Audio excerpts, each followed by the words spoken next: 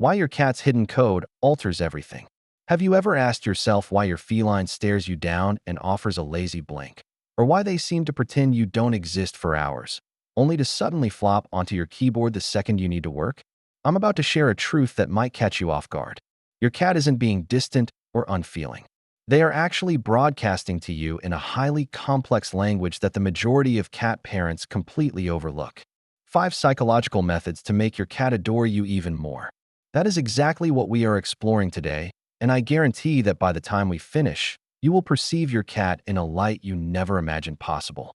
Welcome to Meowrange, our intimate podcast-style hub where we uncover captivating trivia, touching narratives, and startling revelations about our cherished kitties.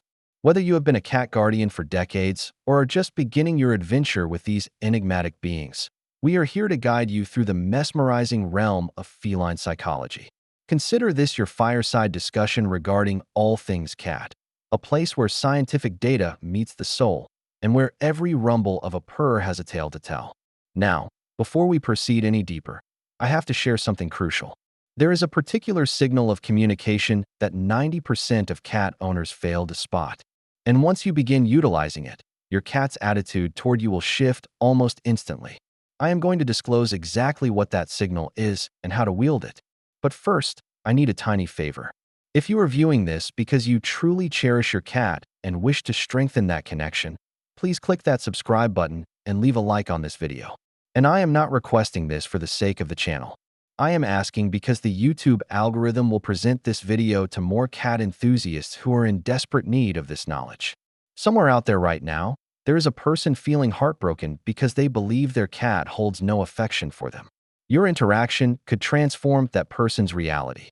So please, take that brief second to click. Let's address something that might be a bit painful to hear. You adore your cat immensely.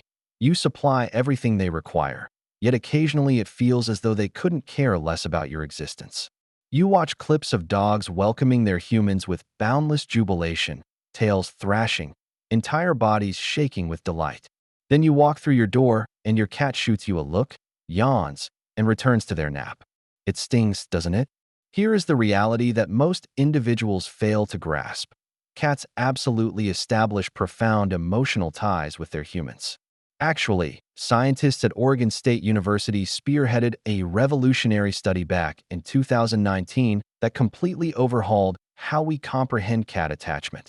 They analyzed over 70 felines and discovered that roughly 65% demonstrated a secure attachment style to their owners, mirroring the patterns observed in dogs and even human infants. However, here is where it gets fascinating. The manner in which cats demonstrate affection is radically different from canines, and that distinction has zero connection to the depth of their love. It has everything to do with their ancestral timeline. Dogs were domesticated approximately 15,000 years ago and were selectively bred to labor alongside people. Cats, conversely, essentially domesticated themselves merely 10,000 years ago. They opted to reside near human communities because of the rodent population, not because of us. This implies they kept much more of their wild autonomy and their nuanced style of communication. So when your dog leaps on you the second you enter the house, that is millennia of breeding speaking. When your cat recognizes you with a slow blink and keeps lounging, that is also love, just articulated through a totally different evolutionary filter. The issue isn't that your cat lacks love for you. The issue is that you are utilizing 2 distinct languages. This is where the transformation happens. The 5 psychological methods I am about to outline aren't manipulation hacks. They are tools for translation. They are methods of speaking your cat's tongue, of grasping the understated, complex ways they demonstrate affection and reliance. And every single one of these methods is supported by legitimate scientific inquiry from universities across the globe. Let's kick things off with the most potent technique, the one that will yield immediate outcomes, occasionally within mere minutes. It is known as the slow blink, and scientists have bestowed upon it a much more lovely title, the cat kiss. In 2020, researchers at the University of Sussex managed a captivating experiment. They aimed to discover if the slow blink that cats perform actually carried meaning. They instructed cat owners to slowly blink at their pets while holding a calm facial expression. Subsequently, they gauged the cat's reactions. What they uncovered was remarkable. Cats were statistically more inclined to approach a human who had slow blinked at them, and the cats would frequently slow blink in return. Here is what is occurring neurologically. In the feline universe, a fixed stare is a threat. It is what predators perform right before they strike. But when a cat slowly shuts their eyes while in your company, they are rendering themselves vulnerable. They are stating, "I trust you enough to lower my defenses." It is one of the supreme compliments a cat can pay you. When you slow blink at your kitty, you are speaking their dialect. You are telling them, "I am safe, I trust you, and I am demonstrating that trust by making myself vulnerable." This activates neurochemical reactions within your cat's brain. Their cortisol levels plummet, their oxytocin rises, and they feel secure and bonded to you. Attempt it right this moment if your cat is nearby. Gaze at them, relax your facial muscles entirely, and slowly shut your eyes, taking roughly 3 to 4 seconds. Then slowly open them once more. Do not grin, do not tense up, simply be tranquil and serene. You might be stunned at the result. Many cats will instantly slow blink back. Some will stroll toward you. Others will begin to purr. I recall reading about a lady named Sarah who took in a rescue cat named Ghost. Ghost had suffered abuse and refused to let anyone handle him. He would cower under the bed for weeks on end. Sarah attempted everything, but nothing succeeded. Then she discovered the slow blink. She began performing it every time she entered the space, never approaching him, just slow blinking and walking away. Within 3 days, Ghost slow blinked in return. Within a week, he emerged from beneath the bed. Within a month, he was napping on her lap. One basic gesture shifted everything. But here is something that will astonish you even further. There is a specific time of day when the slow blink becomes 5 times more potent. And it has everything to do with your cat's ancient predatory drives, with the primal rhythms that still flow through their domesticated frames. And what is even more intriguing is that this timing links directly to another psychological trick, one that involves physical contact, reliance, and the precise mapping of your cat's anatomy in ways most owners never do. When your cat's body speaks louder than vocals, you have likely observed your cat appears more loving after a play session, correct?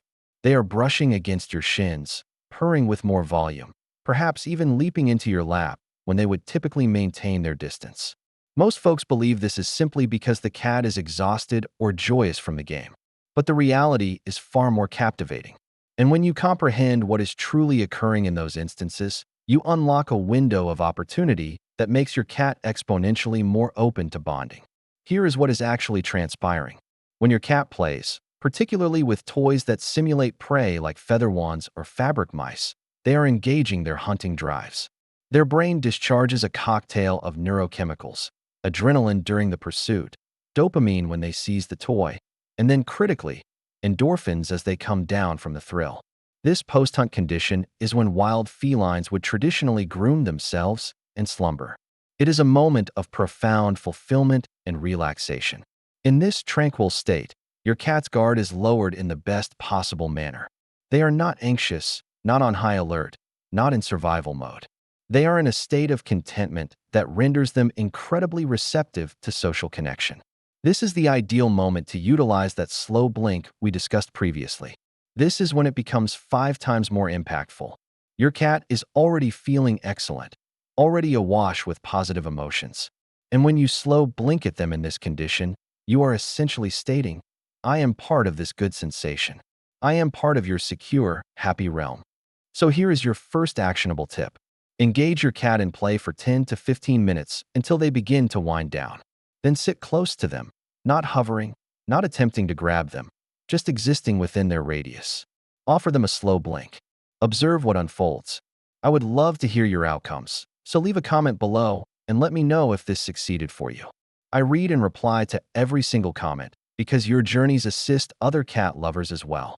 Now let's discuss touch, because this is where the majority of cat owners unknowingly drive their cats away while believing they are demonstrating love.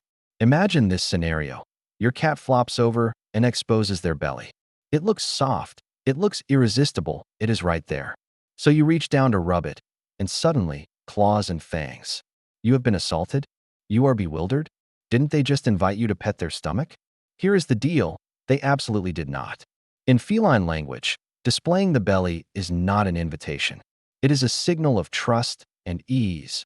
but it is also a vulnerable posture, and when you touch it, you activate their defensive reflexes. It is as if someone said, "I trust you," and you replied by poking them in the ribs. Trust shattered.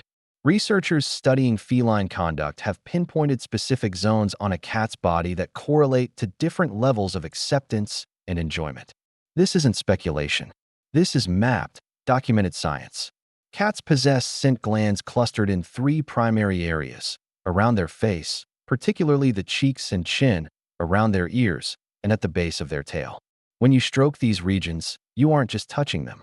You are helping them brand you with their scent. You are becoming part of their territory, part of their family unit. The cheeks and chin are the golden zones. Most cats absolutely adore being scratched there. You will notice them leaning into your hand, angling their face to hit the perfect spot. That is because these glands generate pheromones that make them feel serene and cheerful. When they rub against you, they are essentially stating, "You are mine, you are safe, you are home." The base of the tail, right where the tail joins the body, is another preferred spot for many cats. You will see their tail go strictly vertical, maybe even quiver slightly. That is pure delight. But here is the critical component. You need to read their body language. If their ears flatten back, if their tail starts swishing, if their pupils expand, cease immediately. They are telling you they have had enough.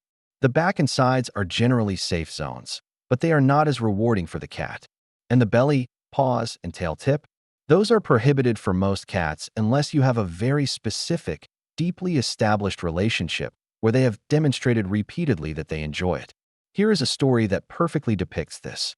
A man named David adopted a cat named Pepper who had a reputation for being hostile. She had scratched 3 different potential adopters. David took her home regardless. For the first week, he didn't attempt to pet her at all. He just let her be. Then, gradually, he started offering his hand near her face, letting her approach him. When she did, he gently scratched her cheek. Just the cheek, nothing else. Pepper leaned in. Over the weeks, David expanded to her chin, her ears, always following her lead, always stopping when she stepped back. 6 months later, Pepper sleeps on his chest every night. The aggressive cat just needed someone who spoke her language. And this brings us to the third trick, one that connects deeply to your cat's survival instincts and generates one of the strongest bonds possible. It is about food, but not in the manner you think. Most people just fill a bowl and walk away. But what if I told you that the method you use to feed your cat could either strengthen your bond tremendously or make you almost invisible to them? There is a specific ritual backed by animal behavior research that transforms feeding time from a transaction into a profound moment of connection. And it has everything to do with your cat's wild ancestry, with the way their brain is wired to associate certain sequences of events with safety, trust, and the secret messages your cat sends every single day. Let me ask you something. Have you ever felt like your cat is trying to communicate something, but you just can't decipher what? Maybe they are sitting by the window, making those odd chirping noises. Or they are staring at you and meowing in a tone you have never heard before. Or they are doing that thing where they pace back and forth in front of you, meowing insistently, but their food bowl is full and their litter box is pristine. You feel helpless because you want to comprehend, you want to assist, but you are missing the translation. Here is something that will blow your mind. Your cat has literally developed a custom language just for you. Not for cats in general, for you specifically. And you have been ignoring it. Researchers at Cornell University's College of Veterinary Medicine made a captivating discovery. Adult cats do not meow at other cats. Read that again. Adult cats rarely, if ever, vocalize to each other beyond hisses, growls, and mating calls. Meowing is a behavior cats developed exclusively to converse with humans. Think about what that implies. Over thousands of years of living alongside us, cats realized that we respond to vocal communication, so they invented an entire language just to speak to us. But it gets even more interesting. Each cat develops their own unique dialect with their specific human. The meow your cat uses when they desire food is different from the meow they use when they want attention, which is different from the meow they use when they are uncomfortable or want you to follow them somewhere. They have created a customized communication system based on what succeeds with you, based on what elicits the response they crave. Let's break down what these different vocalizations actually signify. A short, single meow is typically a greeting.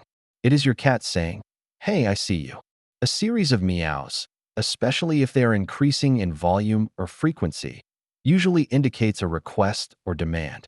I want something and I want it now. The tone matters too. High-pitched meows often signal excitement or a request, while lower-pitched meows might indicate displeasure or a more serious demand.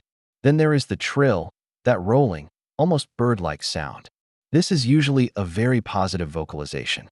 Mother cats trill to their kittens to say, "Follow me, everything is safe." When your cat trills at you, they are essentially treating you like family, inviting you into their world. It is one of the sweetest sounds a cat can produce. Purring. Everyone knows purring means happiness, right? Mostly. Yes. But here is something crucial. Cats also purr when they are stressed, injured, or even dying. Purring releases endorphins that help cats self-soothe. So if your cat is purring but their body language seems tense, ears back, tail tucked, don't assume everything is fine. They might be trying to comfort themselves through something difficult. And those chirps and chatters they make at windows when they spot birds?